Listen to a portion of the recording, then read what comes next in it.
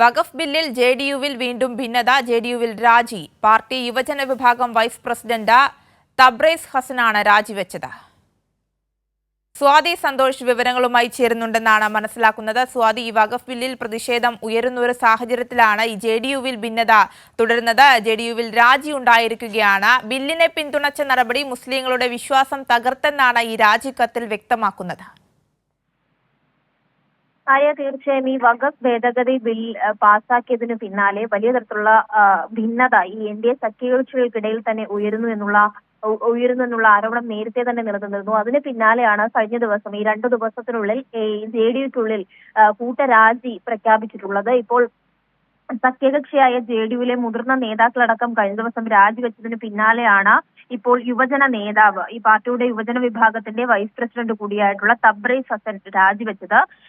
കഴിഞ്ഞ ദിവസമാണ് ജെഡിയു ന്യൂനപക്ഷ സെൽ സംസ്ഥാന സെക്രട്ടറി മുഹമ്മദ് ഷാനവാസ് മാലിക്, അലിഗഡിൽ നിന്നുള്ള സംസ്ഥാന ജനറൽ സെക്രട്ടറി മുഹമ്മദ് തബ്രേസ് സിദ്ദിഖ്, ഫോജ്പൂർ ആസ്ഥാനമായുള്ള അംഗം ദിൽഷൻ റെയിൻ തുടങ്ങി നിരവധി പേർ കഴിഞ്ഞ ദിവസം തന്നെ ഈ രാജിക്കത്ത് നിതീഷ് കുമാറിന് നൽകിയിരുന്നു. വലിയ തരത്തിലുള്ള പ്രതിഷേധം ഇവർ ഈ ബില്ലിനെതിരെ ഉയർത്തുന്നുണ്ട്.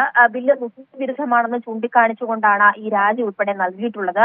രാജിക്കത്തിലടക്കം സൂചിപ്പിക്കുന്നത് മുസ്ലിം താൽപര്യങ്ങൾ അവഗണിച്ചുകൊണ്ടാണ് എൻ.ഡി.എ സർക്കാർ ഇത്തരത്തിലൊരു ബില്ലിന് അംഗീകാരം നൽകിയത്, ബില്ല് പാസാക്കിയെടുത്തത് എന്നുള്ള ആരോപണം കൂടി ഉയരുന്നുണ്ട്. അതോടൊപ്പം തന്നെയും എൻ.ഡി.എയുടെ സഖ്യകക്ഷിയായ RLD മതേതരത്വം ഉപേക്ഷിച്ചുവെന്ന് കഴിഞ്ഞ ദിവസം സൂചിപ്പിച്ചിരുന്നു. RLDയിലും രാജി തുടരുന്ന ഒരു സാഹചര്യമുണ്ട്.